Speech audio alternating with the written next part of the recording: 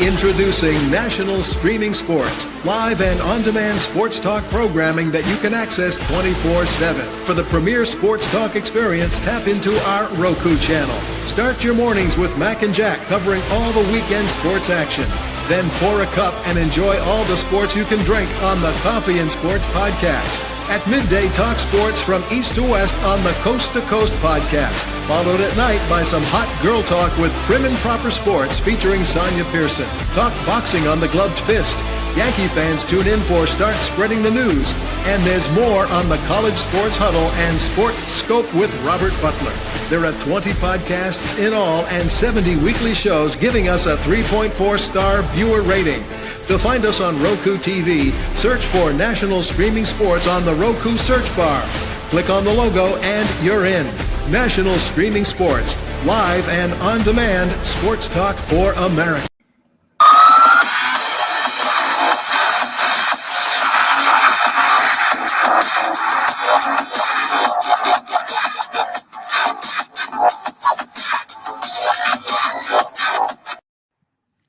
Hi, everyone, and happy 2024. It's me, once again, your girl, Sonia Pearson. But tonight, this is my introduction to a brand new platform, Northeast Streaming Sports, where we have nightly football, sports, basketball, everything you can think of right here.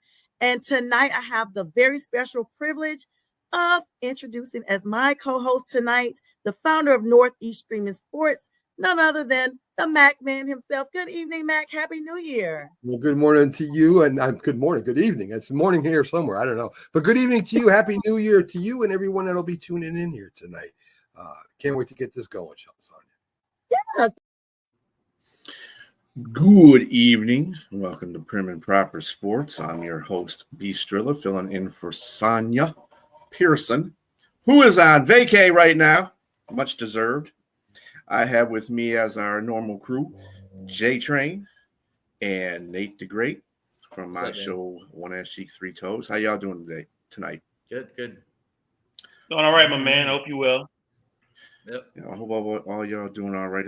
Okay, too. And Sonia has made it to her destination. She's good to go. She had to show us the Carolina Panther Stadium. Whatever. But that's okay. Whatever gets her juices flowing. But anyway, tonight we're going to be talking a lot about NBA playoffs. We have a game going on right now between the Indiana Pacers and the New York Knickerbockers in Madison Square Gardens.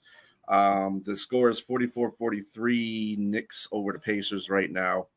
But we're going to get to the OKC Minnesota series first, since that one's already ahead. OKC's ahead 2-0. They won 118 and 103 last night. Shea Butter, let me tell you, the last two games, he had 38 points last game, and the game before that, he had 31. Or how many did he have? 30 something like that? Yeah, 31 something. Yeah, 31 points. And the telltale sign, though, is the OKC shooting. Both games, they've shot 50%, whereas Minnesota shot 41% last night, and they shot 35% of game one. So I guess they're getting better, maybe. But the turnovers are costing them. In the first game, Minnesota had 17 turnovers for OKC's 31 points for OKC. Can't be having that kind of stuff, man. That's got to stop. And the points in the paint. OKC is getting it. 3-pointers? Nope. 3-point shooting's been not great. But 58 points in the paint last night. They had 54 in the night before. OKC's getting it done old style. And they're playing pretty good defense against Minnesota. So how do you guys feel about this series right now? I think it's going to be a gentleman's sweep, probably, man. I mean, maybe Minnesota gets one game, but it all starts with the leader. It all starts when you just mentioned most of their points are coming within the perimeter, mid-range. Watch some basketball, Bob. It's smooth. Hey, look at his hair, brother. When you say shea butter, smooth. That's what shea butter is. That's what shea butter gets you. So That's if right. you want to know about shea butter, that's a product that goes back a long way back to the motherland. It's just used for like smooth. It's smooth as I'm losing my train of thought here. It gets the Talk skin about your hair more than smooth, you talk about a silky point. smooth, brother. So yeah, exactly right. So look, Shea Gilgeous Alexander. It all starts with him. He got his MVP award. I think that's boosted his confidence even more so, and I think it puts more pressure on him. I mean, just like with any other MVP and that's come through this league, the pressure comes on you to win. You win you can win the hardware, but can you win the hardware that really matters as a team? And it seems like he's got these guys bought in. Their coach has them bought in, all of them, and they know they have an opportunity to win. Some of the big guns are gone. You know, like they took down Jokic, and Boston they're gone, and New York took them out as well. And so they have an excellent opportunity right now, potentially, to win the NBA Finals. I have them going to the NBA Finals, and they probably I still have the Knicks edging out the Pacers, even though they still may. It can go either way, but because I think that series is going to go 7 if when we talk about that. But I absolutely love what OKC is doing right now, and I think they're gonna sweep because I don't see anything in Minnesota that just says we're gonna make a comeback. I mean, everything that's happened in this series so far hasn't surprised me. I mean, I've watched these two teams play all season.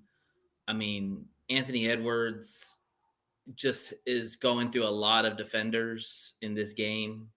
Like, he's definitely having to work a lot harder, and he's not getting a lot of help. I mean, Julius Randle balled out the first game, was terrible the second game, but they still don't have a consistent third scorer. I actually think by them going back home, if you follow the narratives with these series, the role players step up and at home, they make their shots. And the one thing about the Thunder, as good as they are, their probably biggest weakness is shooting the ball at times. They really can go through lulls where they don't shoot the ball well. Even Shea has games where he won't show up on the basket, shooting the ball, but he'll get to the free throw line. That's the main thing, is that he'll get to the free throw line, and that helps out if he's struggling shooting the ball. So I actually think that, I think Minnesota goes home, regroups, and I definitely think that, they could definitely win the next game. And then we'll see. The thing about Oklahoma City is they're a young team. They're the youngest team in the playoffs. And they don't have the game 7 was a huge barometer for them, because for a young team, they closed that game and won the series. Now, can they close on the road? That's the question now, because Minnesota will give them a fight at home. I promise you. Ant Edwards very well could go off for 50 the next game. Like, he's due for one. And this guy, a lot of people compare him to kind of like Jordan, where he's an assassin and he takes things personal. And I guarantee you, he listens to talk radio. He listens to social media. Everybody is all over Oklahoma City. And Ant's like, dude, I got to change that narrative. And I think he will this next game. It's just, for me, the question for Oklahoma City is, are you going to show up, and are you going to be the team that everybody expects you to be? Because if you look at the other games when they played in Denver, they were not that team. They looked out of their league at times. That's why it went 7. So now let's see if they've grown up, if they've gotten better, and let's see what they do now in another hostile environment in Minnesota tomorrow. I mean, I will say, you mentioned Shea Gilgeous Alexander. He's not shooting well, but I think that's just right now. I mean, he shot well in the previous series, I think. Yeah. But like he did find a way to get the points on the board. If he realized he wasn't scoring, they were shutting the scoring down. He had to find a way to get the points. I mean, the previous series, I think he had 11 to 14 free throws, and he got there last night. And then, of course, this is the guy that averaged 32. He led the league in points. So he's doing something right. Right. Exactly. With 32 points a game. So I think he's He's deserving of the award. It could have went to either one of those players. It could have went to Jokic as well. I mean, who averaged a triple-double. But Right. this guy, he's putting this team on his back, and they're helping. They're not just riding his back. They're actually helping. It's a great camaraderie, great team effort. And again, I just think I don't know. I don't like Ant Edwards' attitude per se. And when I say that, I mean when this is a guy that says he don't want to be the face of the league. I've never heard somebody with his talent ever say that. I mean, I get he's in a social media era where they tear down stars, and but I just never heard that. Let me push back on that, because I think that, like, his demeanor reminds me a lot of Jordan and Kobe. Like, very, very strong personalities, very cocky, very arrogant. Jordan would never say he wanted to be face of the league. They would make him face of the league because of his game. What do you mean Jordan wouldn't? Jordan, he wouldn't say you want to be the face? You can't not say you want to face and be the face. He right. may not have said it, but his action said everything. Right, that's what I'm saying. Verbalizing and doing things are two different things. And Jordan, wanted you to know that he was a face. You don't tell Isaiah Thomas that he can't come play if in the Olympics if you don't think you're the face. You definitely think you're the face. But he did it by talking. I mean, I'm sorry, he did it by his play. Like, that's what Ant Edwards is doing himself, because but not really. I don't think so. I mean, a lot of times they like to compare him to Jordan. I do see some things there. I see some flashes, but when Jordan was in his 20s, man, he was balling out of control, and he had no help.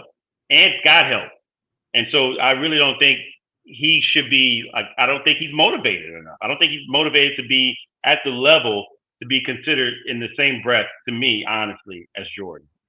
Not at all. At this age. Well, nobody should be comparing Jordan to anybody anyway, or anybody to Jordan. That's just ridiculous. It's the demeanor. Make your own name.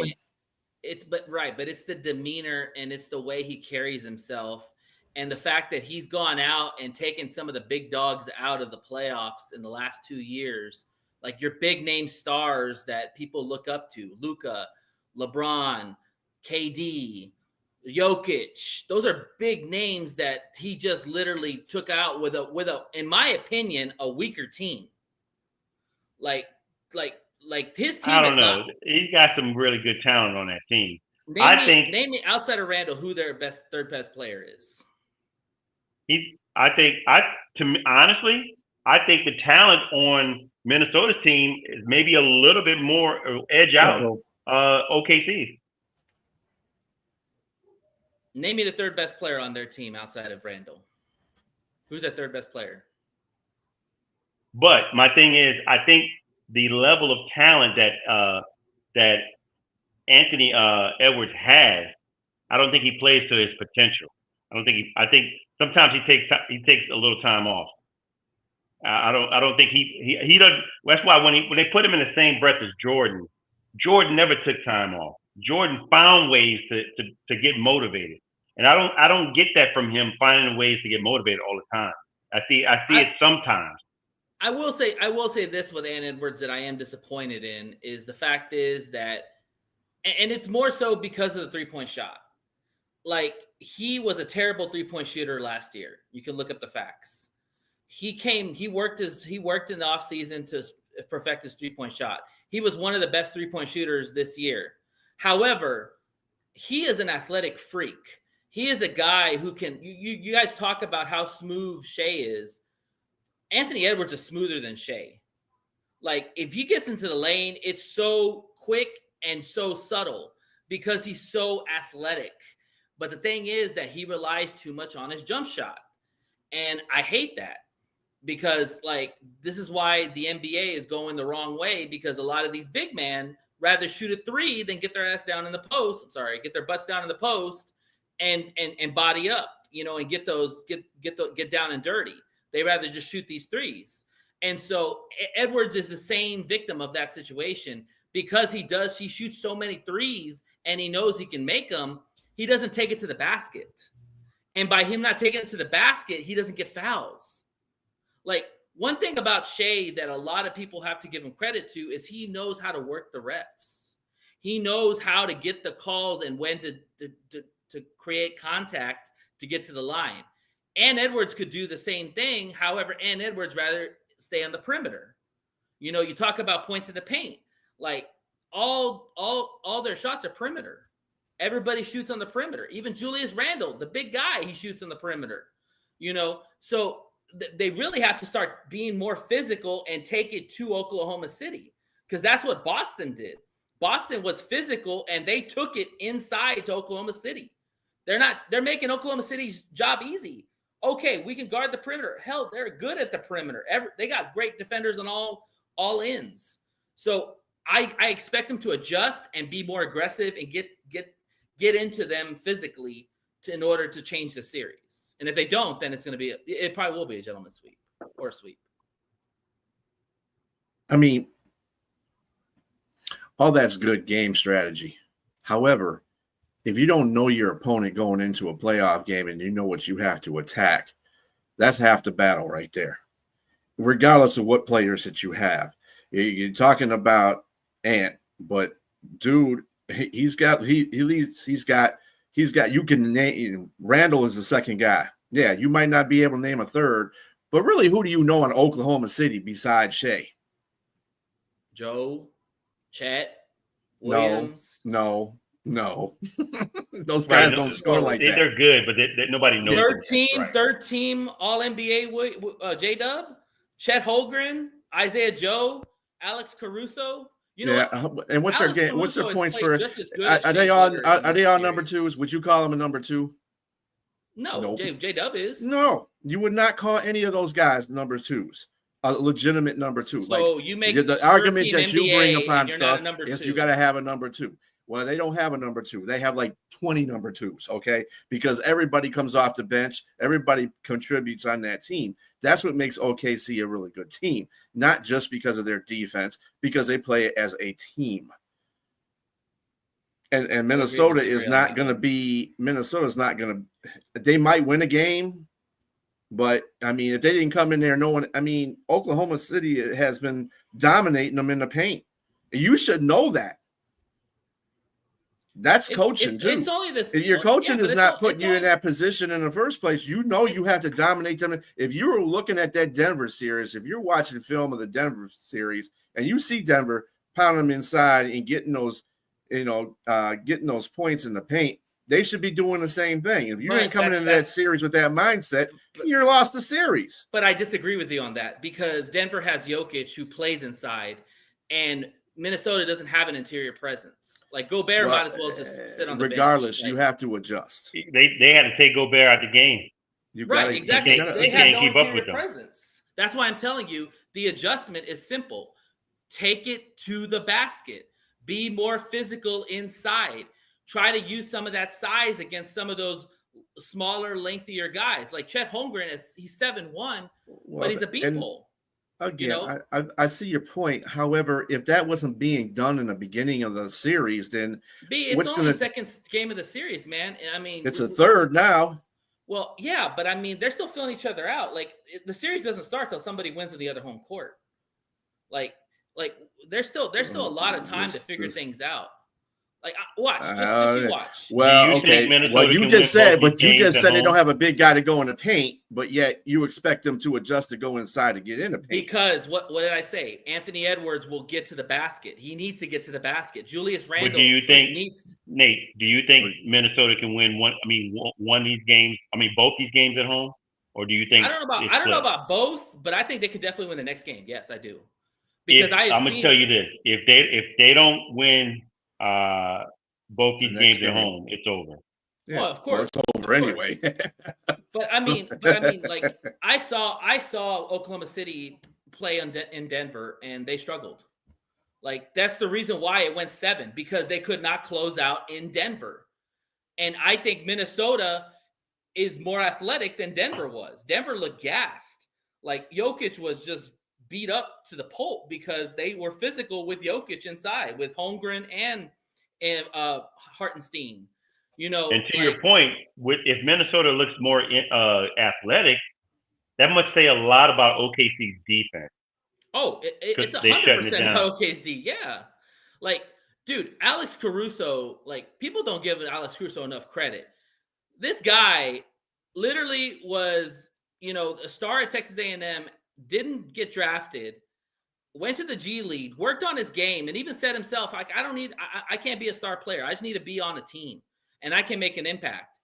The dude is guarding bigs and being successful, and the guy's like 6'7", maybe $170 or something like that. That dude plays with more heart than anybody I've seen in this playoff so far. Like he's one of the big reasons why Oklahoma City has so much success. Like, because the reality is, if you look at last year's playoffs, when they lost to Luka Doncic and the Mavericks, they lacked that physical body who could body up on guards, because Giddey wasn't that dude. That's why they traded Giddey to the Bulls. And when they went out and got AC Caruso, that was the nice piece, because now he can guard multiple positions and he can kind of hide Shea's defense a little bit. I'm not saying Shea's not a bad defender. He's okay defender, but he's not a great defender. But AC is on point, man. He's a darn good defender. Like he can guard anybody. And you're seeing that. And that's why I think that he's like the snake of the defense. Like, he starts with him and then everybody follows through. Well, I do say that Minnesota did improve in the second game over the first game, where they only had 20 points in the paint in the first game. They did have 44 in the second game. They also shot better, 41% to their 35%.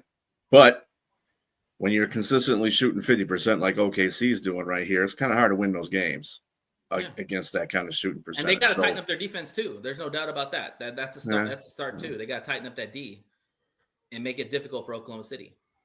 Yeah, well, we'll see, because it kind of looks like that Oklahoma's taking. If they win the next game, if Oklahoma City wins the next game, the series is over. I'm just saying. Yeah, I mean, well, statistics says that wise too. Like, if you go up 3-0, you're almost like a 90% sure that you're going to win that series. So, yeah, I agree with that. So, on to the next NBA playoff game in the Eastern Conference playoffs. The New York Knickerbockers and the Indiana Pacers. Right now, they're at the half, 52-49. New York is ahead. Game one. Indianapolis won in overtime, 138-135. Both teams shot over 50%. Free throws, though, were the telling stat.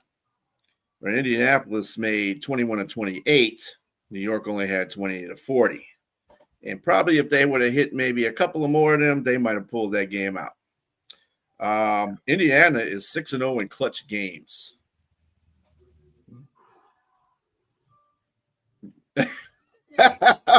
Hey, fun fact about that choke thing, when he did that and Reggie Miller did that, they lost the series. So let's keep that in mind. Yeah, well, they didn't lose last year, but they anyway. Still remembered it. Nobody remember who won the series. Everybody remembers Reggie Miller for doing that. Yeah, I mean, I'll be honest with you. They still lost the series. Like you said, it's a fun fact. I get what you're saying there. Yeah. And I still have the Knicks winning, but that, I mean, it's still a moment. I hate Reggie Miller, dude. He's so overrated, man. Like, I don't know. Anyways, Indianapolis also had 27 points off of 15 New York turnovers. That's got to stop, especially Brunson. Brunson did really bad in the last few minutes of that game, even in overtime. He was terrible.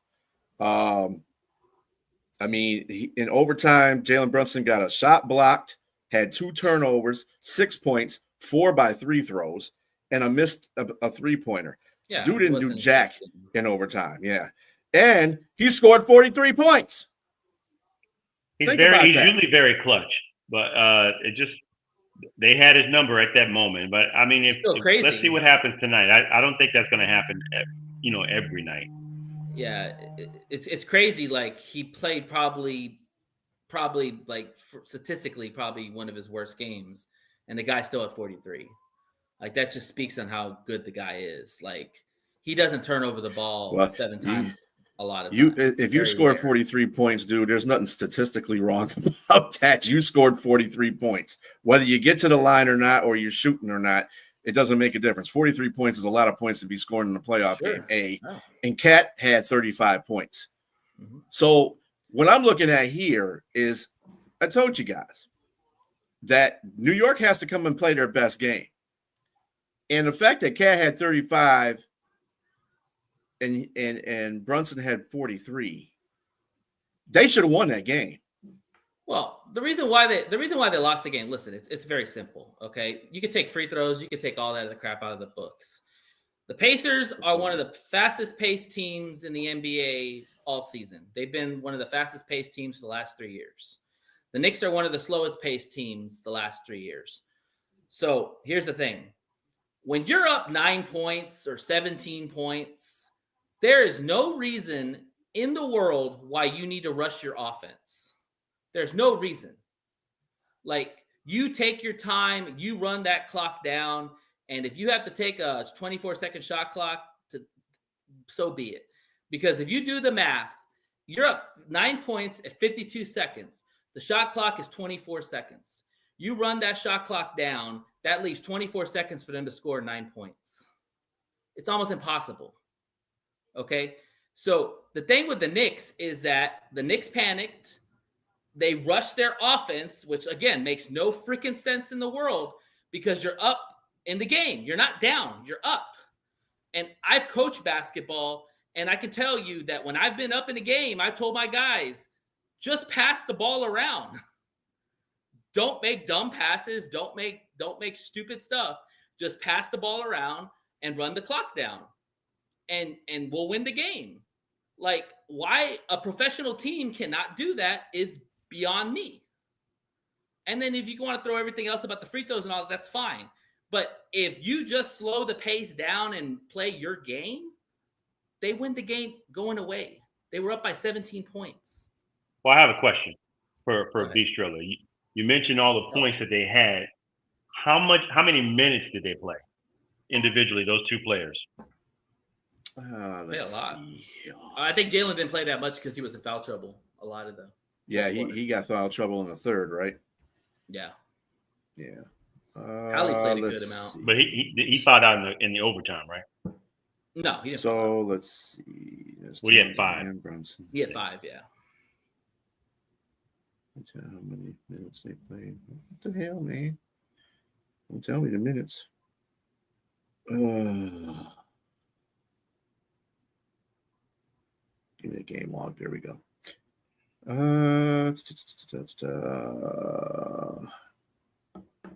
Yeah, don't tell me the game minutes on it. Unfortunately. I mean, what are you asking? I mean, I guarantee you it's a lot. Oh, yeah. My point in bringing that up is this: they don't have a lot of depth on their bench, and Tibbs, his MO is to play his starters a long time. Sure. And I think it wears that team out. And when you come in a matchup with maybe an even, if not better, team in the Pacers right now, and Carlisle is one of the better coaches to me that's underrated. Carlisle is a really good coach. Championship coach, yeah, absolutely. Yeah, and so it might come back to bite them. It might come back to bite them not having enough depth and not having what's going on, Sonia? Not having enough enough depth on the bench to be able to get some time for their main guys to come back in. I mean, as the series does go longer, it does favor a younger team that's got more bodies. I do agree with you on that. However, I'll push back on this aspect that they went against a Pistons team who had more depth. They went against a Boston team who had a lot more depth. And they still were able to hang and beat both those teams. So I think for the Knicks, and I've said this multiple times about the Pacers and the Knicks series, the Pacers have a more complete team because they have from top to bottom, they have guys that you can throw out there and can give you some points, like a McConnell, like an Obi Toppin, like a Nesmith, a Ben Shepherd, stuff like that. The Knicks have the better players. Like if you go top 5, JB, Halliburton, Cat, OG, and Mikal Bridges. Maybe Siakam. Maybe you can argue Siakam at 4 or 5. But the Knicks have the better players if you just take the top 5 players from both rosters. Now, whether that – go ahead. Go ahead.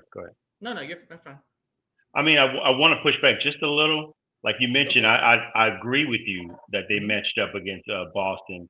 Maybe that peaked them. You don't think maybe they might have peaked at that point? It's a physical series, man. Like Boston is a really good team. Like they like people don't realize how good a team they were that the Knicks had to take down. You know, like yes, Tatum did get hurt, but that game was already determined, and I figured that Boston was going to win that next game. But like the series had already kind of been determined once the Knicks took the first 2 games in Boston. You know, it was just their job. But we can't say that Indiana's a slouch either because they took the number 1 team in the East out. Sure, yeah. The Pacers are a good team. Like I said, I just when it comes down to it, it's going to come down to 1 or 2 things. Is the more complete team going to win the series that has more depth and more somewhat youth, or is it going to be the team that has the better players? You know, when you've got top 4 players, you know. Well, we'll see. Like Sonia says, we'll put a pin in this situation here so we can do this commercial for the Huddle Sports Network. Okay, so we'll be right back in about a minute.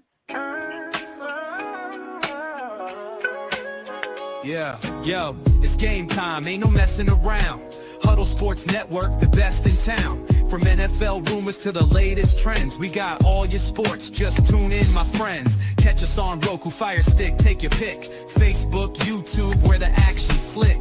Daily shows that drop like a bomb. From 10 to 11, it's Ken and Ken. Stay calm. Huddle up, catch the vibe, feel the rush. Get your news, get your fills in the clutch. Over 27 podcasts, we breaking it down. Join the team, Huddle Sports, wear the crown. Live every weekday, it's how we roll. Lions Talk with Jeremy B, we taking a stroll. From 11 to 12, don't miss a beat. We break down the game, make the info sweet. The Daily Huddle Podcast, noon to 1. CST Zone, we're just having fun. Toss your doubts, we bring the facts. Tune into the Huddle. And we are back. They're getting more crunk with their station. Yeah, that's a lot better promo than I've seen from them in the past. So that's good. They're stepping the game up. There you go. Clap the hands. All right. So take the pin out. Right now we're going into the third. 8:52 left in the third. Pacers are up by 3, 60-57. Again, I mean, I saw this when Indiana was going into the playoffs. Like I said, Cleveland, I knew was going to get knocked out. They were nostalgic going into the playoffs, losing a lot of games. They played Miami, whatever. But then when they played the Pacers, nope, not today, buddy. So, I mean, and to tell you the truth, the Knicks played an inexperienced Pistons team. You know, we all know that. They're younger. There's only a couple of veterans on that team, but they were like bench player veterans. And then with the Celtics, I mean, the Celtics really did, to tell you the truth, man, the Celtics didn't really look like they wanted to come in there and play. It looks like the Knicks were beating them to everything. So I don't know about the Celtics series either, to tell you the truth. I think the Knicks have been kind of, what's the term I can use? I wouldn't say skimming, but more like floating in these series. They've been playing good basketball. I'm not taking that away from them. But the level of the competition that they played, just because it's Boston Celtics, doesn't mean that they were playing that great either. They missed a whole bunch of threes into, and that's what they live on anyway. Yeah. So, you live and die by the three with the Boston Celtics. If you want to go there, with the Pacers, with the Knicks, I'll go there with the Pacers. The Pacers beat up Milwaukee Bucks team who only had Giannis, had Dame Lillard blow his Achilles out. And then they played a Cleveland Cavaliers team who was literally banged up the whole series. So really, where was their test? I would take Boston could beat both Milwaukee and Cleveland in those series. So, I mean, I think the Knicks have overachieved in the aspect that nobody saw them getting this far, and the way Boston kind of like they weren't hungry enough, and that's fine. When you win a championship, you lose a lot of that dog in you. You don't want to admit it, but it's the truth. And the Knicks are very hungry. And, you've got two teams with the Pacers and Knicks that are very carbon copies similar to each other. Like very good point guards, good solid forwards. They play defense at times, but they're very similar teams. And this goes back to the history of the Knicks and Pacers. Like they've always been this kind of contentious teams against each other, but I wouldn't say the Knicks were skimming. I think that they definitely overachieved what people thought they were going to do because nobody even gave them a chance in heck of even winning a game against the Celtics. I'll put it to this way. It was unexpected. I'll put it to that one. Well, that's what I'm saying. that they got to that point. I don't say – okay, well, we'll take out the skimming. Like I said, they played basketball. They were the better team in both the series.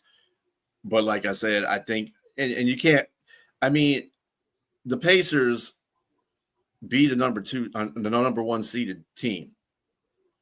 And the Knicks beat the number 2 seeded team.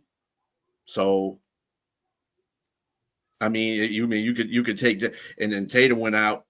And they just kind of took apart the Celtics right there. I mean, they did a hoorah at home, just for their people. But then they went to New York and it's like, you know what?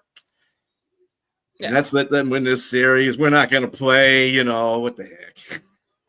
So I don't know, man. I mean, the Knicks put the beat down. They didn't put no more than effort in that game. They just quit like in the second quarter. So Boston folded in that last game. Yeah, they folded like a lawn chair. Like 5 different types of ways. Sure. But not to take away anything from the Knicks. I think the Knicks. Yeah, I'm not even. Yeah. I picked the Knicks in 7 in the series. But yeah, they really got to make a couple of adjustments there. I mean, they had that first game, and that can be deflating to do everything that you can mentally. That could take you out if you don't bounce back in this game. If they don't win this game, I'm concerned. If they don't win this game tonight, I'm a bit concerned for them. Yeah, I agree. Other playoff news as far as the sports are concerned, the NHL playoffs have gotten kicked off. Yesterday, and unfortunately, Sonia, and she's probably not watching, but oh well, she probably didn't want to hear this anyway. The Florida Panthers just beat the crap out of the Carolina Hurricanes yesterday, 5-0. And I told her, if Florida's not playing, they're the Stanley Cup champions. They're going to continue to try to do that for everything it's worth right now. And I really thought Carolina, probably out of all the teams in the Stanley Cup playoffs, that they had the better chance of knocking them off. But it don't look like that from the last 2 games. A shutout, and they got beat. I think it was 6-3 the first game, 5-2 the first game. So they're putting up 5 spots on them all the time. It's ugly. It is going to, and this isn't going to. This is in Carolina. This isn't in Florida. Carolina had a better record, so that's a telltale sign right there. I mean, in hockey, it's not the home ice advantage is not the same as it is in NBA or in NFL. The hockey is like all over the place. It's whoever the hotter team is really at the time. And I think Florida's the hotter team right now. The Edmonton Oilers kind of surprised me. They got beat by the Dallas Stars in their first game, 6-3. They got like 3 power play goals in a span of like 2 minutes and 57 seconds. I don't know what Edmonton was doing, but they were a lot of penalties. They're winning right now, 1-0 in the second period. Edmonton, that is. So we'll see if Edmonton can get back on track. They've had a couple of flex games like this against the Kings. As a matter of fact, they got beat 6-2 one game, and I think like 6-1 in another game. The first 2 games of their series, and they want to start the Stanley Cup playoffs. So we'll see if Edmonton kind of gets woke up because Dallas is not a bad team at all. They're a pretty good team. Other than that, though. That is the strength of the NHL playoffs at the moment. Looks like the Tigers are having problems with the Guardians. They lost again to them. I gotta say Guardians. I hate saying Guardians. That's just the weirdest name.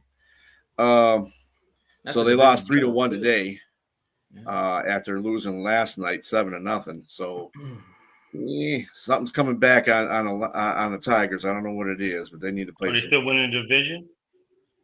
Yeah, they're still leading the division, but they're playing a division foe, and you can't be losing like that to division foes. Yeah, definitely. As far as the standings in Major League, because the Yankees are 30-19 right now and leading in their division. Tigers are 33-18, well, 33-19 now. Seattle Mariners are 28-21. Go ahead, Bo. Take a bow, Bo. Right. 32-18. Cubs are 30-20, and the Dodgers are 31-19. So the Tigers are still the best team in the majors, record-wise. I wonder if Bo thinks that record is a fallacy right now. I'm sure he'll say it was too. He'll say it is. The Which Mariners record. The Mariners record right now. Oh, Mariners, they're a pretty good team. They actually right now, yeah, it seems like it. They were good last year. I think they won their division last year. They got that one player Rodriguez that I really like. Julio Rodriguez, I think his name is. Yeah. So just to let you know, Nate, that Boston scored 2 touchdowns, a safety, and a field goal. That's right. Most points in the season a team scored all year. Boston Red Sox. Let's go. What you mean as a whole? Mm-hmm. Because 19. That was 19 points. Ain't the most that was scored this year. Somebody put up 21 points, so that wouldn't be the word. But that wouldn't be the most scored. That's what the announcer said, so I don't know. Announcer don't know what he's talking about. Anyway. And it is what was it? I think it was it was San Diego that got to 21. They beat up on the Colorado Rockies 21-0. Maybe they were talking about 3 touchdowns. Maybe they were talking. Maybe it was American League thing. I don't know. Yeah, could have been. Maybe. But anyway, as far as football news is concerned, Aiden Hutchinson has been cleared to play. Good for him. They're talking about negotiating his contract. We'll see. Other news, the Tush Push was accepted.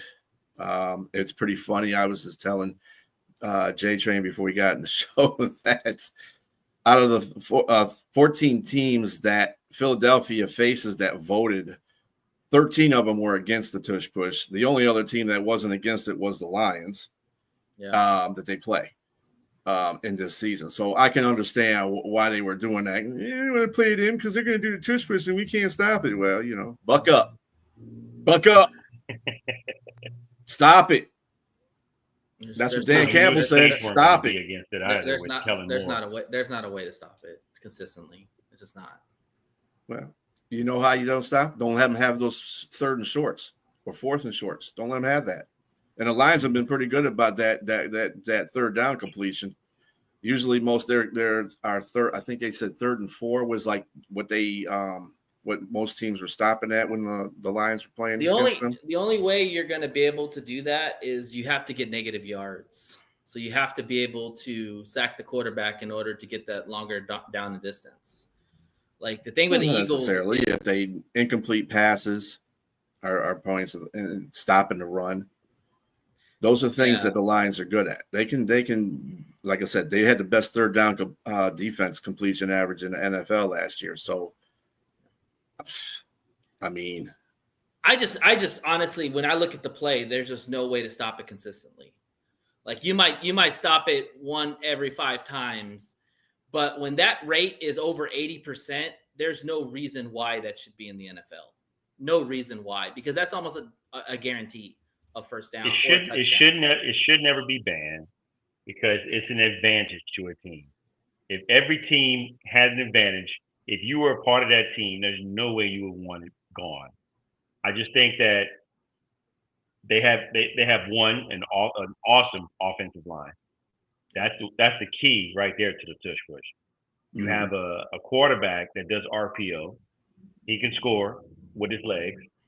Another part of the tush push, and then of course you just have you have studs all over your offense. So I mean, but if people know what's going to happen, but you can't stop it. That offensive line is the biggest part Well, of it. I think the quarterback is probably the most important thing because we have a great offensive line, but the Eagles have a short quarterback in Jalen Hurts, and they have a guy who can squat 600 pounds. Like, so he can hide in that scrum and get behind those big uglies. Like, You don't have to hide. I mean, you know who else does it to tush push? It's Josh Allen. Yeah, He- 55 Yeah. times last year. He was second to the But see, he Philadelphia didn't have to Eagles. do that, And because amazingly enough, they were the one But against he the does two. it. My He's point like is he does it, and he does it. yeah. He's 6'5". He's 6'5". So I mean, you The don't have to problem- be short. I think it's just a matter of how athletic you are. Yeah. I mean, And I here's- agree with you with Jalen Allen. Excuse me, Jalen Hurts. He squats like 600 pounds, but here's my issue with the play. I'm okay if you're just letting the quarterback run behind the line. That's fine. But when you let the running backs, the receivers, darn near Santa Claus push him forward, I don't like that, because that's too much force going against the defense, and your defense can't get an advantage. Like, you have 4 to 5 guys on the line, and you're talking about all 5 linemen are on there, on top of the quarterback, on top of the running back, on top of the receivers. Like, that's just pure physics. Like, you're not going to be able to stop that. It's just impossible. Like, the only way you could possibly do it, and I was thinking about it, is you have to blitz your safeties literally up the middle and your linebackers right at the line. And as soon as that play goes in, Jalen hit, you got to crack him. You got to crack him. And I think that's what we're going to see now going forward, is if Jalen's going to expose himself to this play, you're going to see more hits on him in the head, and you're going to see more hits at his legs, because they're going to treat him just like a running back. Well, and they're going to get called for fouls. They've been doing that for the last 3 years, the tush push, and they haven't figured out that yet as a defensive coordinator. Come on, they just can't do it. If you can't do it, you can't do it. If you don't have a defensive line or you don't have a defense, probably the teams that have the better defense will probably be able to do it. But even Baltimore, who is known for their vaunted defense, couldn't stop it. But Green Bay did. The ones that originally started this whole mess. You can stop it maybe 1 out of 5 times. That means 4 out of 5, they're still going to get that first down or touchdown. That's why I don't like the play, because it's a huge advantage on one team. Not every team has a Jalen Hurts that can squat 600 pounds and has a line like the Eagles do. Like I said, the Lions have a line like that, but we don't have the quarterback like Jalen Hurts. Okay, Bill Nye, the science guy. But but it's an advantage that not he's shorter. you. I'm talking about Robbie. Yeah, but it's an advantage he's shorter, because take Josh Allen. Josh Allen's a bigger body, so he doesn't really need to get in there. He just needs to go over the line or extend using his long frame to extend to the first down. To where Jalen Hurts, he's so short, like he's probably a gentleman, 6 foot or whatever. He's not that tall. But he's a thick guy. Like, he just it's like a scrum. He just pushes with his legs. For him, it's like if he can squat 600 pounds. I mean, that automatically, it doesn't make a difference how tall you are at that point.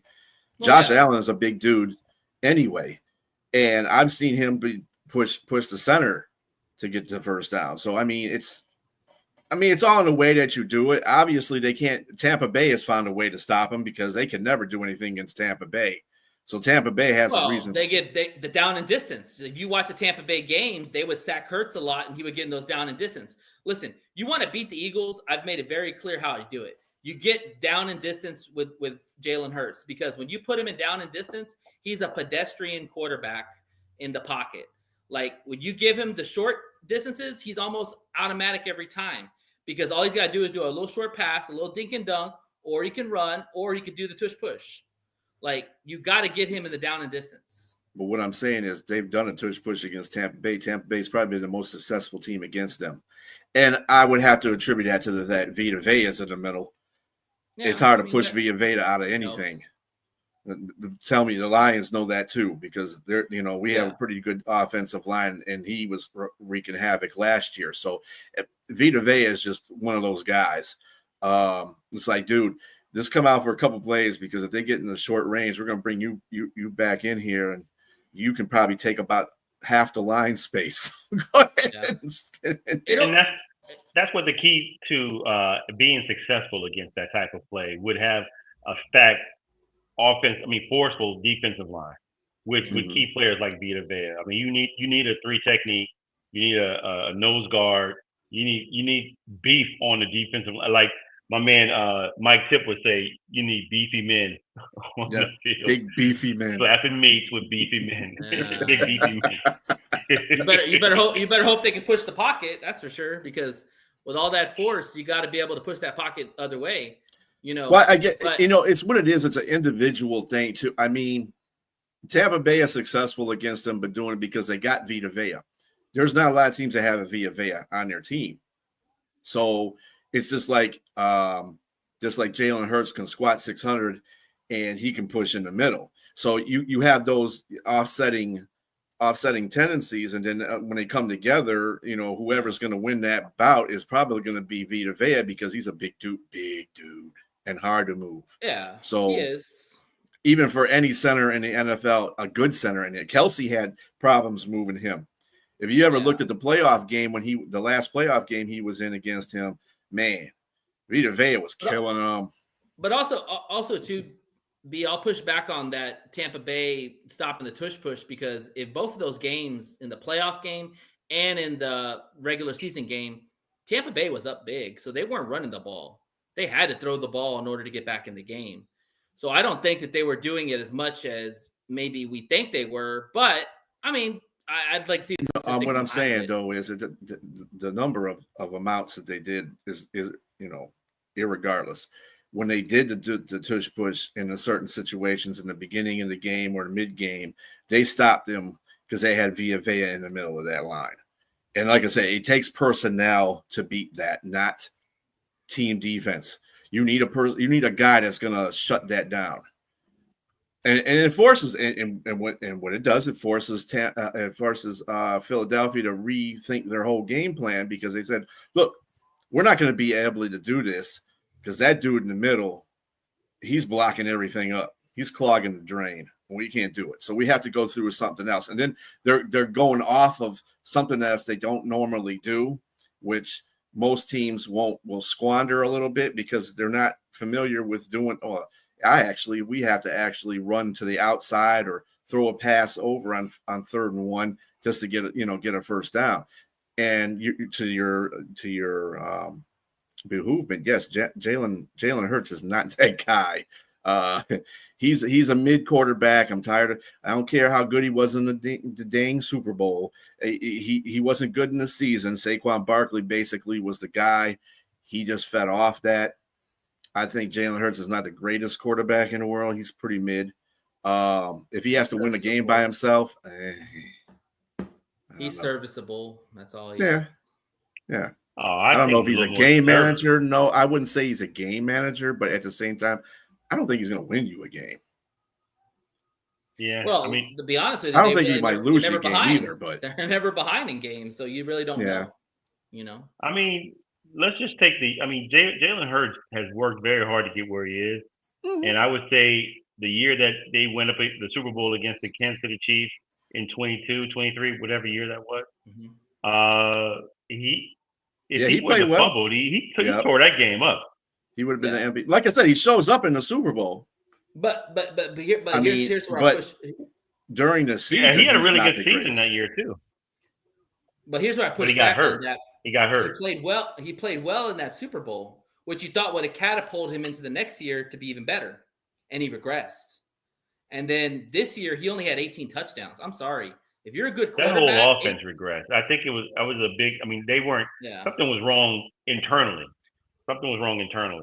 Yeah. I mean, don't get me wrong. You take credit. You take the good with the good. Take the bad with the bad. He didn't. But even broke the record. He only had 18 touchdowns. Like, dude, that's pedestrian. Like, come on. I mean, Goff had 37. Like, and he wasn't even the best quarterback. Like, I think Josh Allen had over 40. Yeah. So, you know, that's why And Lamar. I pumped the brake. Yeah, that's why I pumped the brakes with Jalen Hurts. I think he's a good quarterback, but I don't know if he's going to be the guy that you're going to trust when the game's on the line, because that's not his game. His game is more of a manager type of situation and to make the short passes in order to get the completions. Like, With is that, he really gonna, I got a question for you too. So where would you rank Jalen Hurts? Would you rank him in the top 10? Would you rank him in the top 5 or even outside of that? What would you? he's top 10. J-Train, top 10? Definitely top 10. I wouldn't put him Yeah, top top 10. 5. Well, you know, if we had to go according to career or just last season, In general. I mean, in general. Yeah. I would almost put him at 5. I mean, name the other 4 guys. I mean, name 5 guys better than him. I mean, and I Allen, know the names. Jackson, Mahomes. You're definitely gonna say Lamar Jackson, Josh Allen, Burrow. Patrick Mahomes, I put Burrow. and Burrow. Yeah, just don't I think mean, anybody you else. could argue 5 or 6. Everybody keeps pushing this guy away, and I'm not trying to look from the Kool-Aid situation here, but Goff is up there too in the top 5, and I'm tired of people pushing him away. That dude's got the stats to back it up. Right. The dude's consistent. Since 2018, he is second in yards passing. He is also second in touchdowns. Right. But the problem is that the AFC is so stacked with quarterbacks that are better than Goff, unfortunately. Like, you could even argue, I would even say Herbert's better than Hurts. Like, if Herbert's a dang good quarterback. Like, he's got a lot of talent. He just has not had the right situation. And now that he's got Harbaugh, I think you're going to see more of Herbert come out. You know, like, I would take But if you're a talented quarterback, you create your own situation. Yes and no. Yeah, So he's had some regression too. Yeah, he had regression too. My thumb's beginning to go down on Herbert because he started off great and he's kind of like done this. But look at the coaches he's had. Brandon Staley was a horrible coach, and he literally wasted probably Herbert's last 4 or 5 years of Herbert. Like, and Harbaugh made Herbert look better his first year than what Staley did in 4 or 5 years. Like, wow. I don't like the defensive coordinator getting these good quarterbacks because they don't know what to do with them. Well, I mean, he had his rookie season was one of the most fantastic seasons. Oh, it was a rookie quarterback. Phenomenal. And that was under Staley. Yeah. So I mean, I forgot who their OC was good too. I forgot who their OC was. I mean, everything makes a difference, but you know, if you want to be a good quarterback in this and be revered as a good quarterback, you make stuff happen when you don't have stuff around you. Or, you know, like for instance, you know, I don't ever think Tom Brady is the best statistical quarterback. He's a GOAT. The only reason why I call him the GOAT is because he's a leader and he gets the job done. He wants to go win a Super Bowl. That's his focus every year he takes the field. A lot of these quarterbacks don't have that focus. They seem to have that focus, and they're leaders, but they're not leaders. It's the mentality. Like when he went to Tampa Bay, Brady went to Tampa Bay, he was like, hey, your offensive line sucks. We need to get some offensive line people here because I am not dying on this field. No. He took a pay cut. He had the skins on the wall to be able to pull that off, though. Yep. And he told, look, I'm not about to risk it. I'm not about to no risk it, no biscuit either. Yeah. That Tampa Bay team was pretty good. Like, they had a pretty good roster. Like, well, their offensive line was lacking, but their defensive line and their skilled positions were good. Oh, just ask Jameis Winston about that offensive line. Yeah. They got worse. Worse was the hit. I don't know about everybody else, but I mean, they had some decent players. I mean, KC couldn't touch that offensive line in the Super Bowl. Well, that's because KC didn't have an offensive line at the time either. But you know, defensive line couldn't touch them in the Super Bowl. Sorry. So just 59 minutes here. Just before, I'm getting ready to wrap it up right now. Thank you for that, J-Train. At the end of the third, Pacers and the Knicks are all tied up at 81. Just to let you know for that, and we shall see you next Friday. Me and Nate will be on the 4:00 show on Sunday. I believe James will be on the 8 o'clock show on Sunday as well, the 8 o'clock a.m. show. Yeah, 8 o'clock a.m. show. And with Bo and with Keith, maybe Bo. Depends. We'll see what's happening. But anyway, everybody have a good night. Peace out.